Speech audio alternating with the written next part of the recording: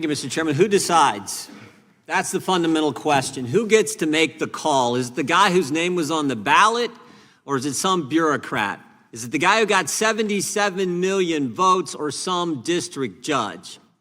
The left always says, trust the bureaucrat, trust the judge. It's the Faucis, it's the Boasbergs who get to make the call. After all, they're the experts. They're smarter than we the people. They're smarter than all us hillbillies in flyover country who voted for President Trump. Trust them.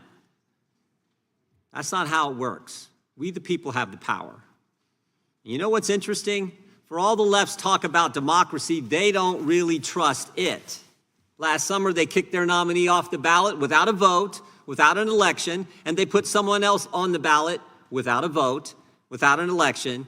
So of course they like some judge issuing orders or injunctions that stop the head of the executive branch from doing what he said he was going to do when he ran for the job and when the American people elected him. Think about it. Here in D.C., an elected judge thinks she's better equipped to determine military readiness than the commander-in-chief.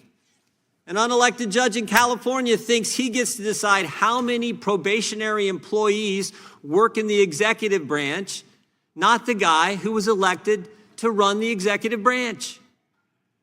Another unelected federal district judge here in D.C. thinks he gets to decide how long illegal gang member terrorists stay in our country, not the president, not the commander-in-chief.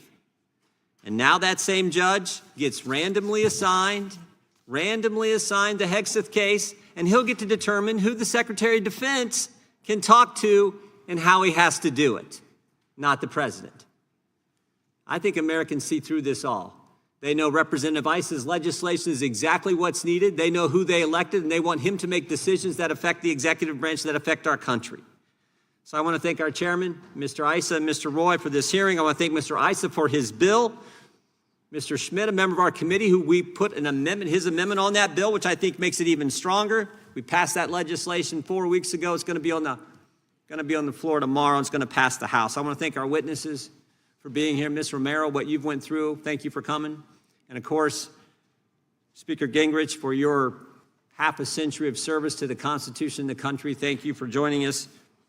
That is the question, though. Who decides? The individuals that we the people elect, or someone else? I yield back.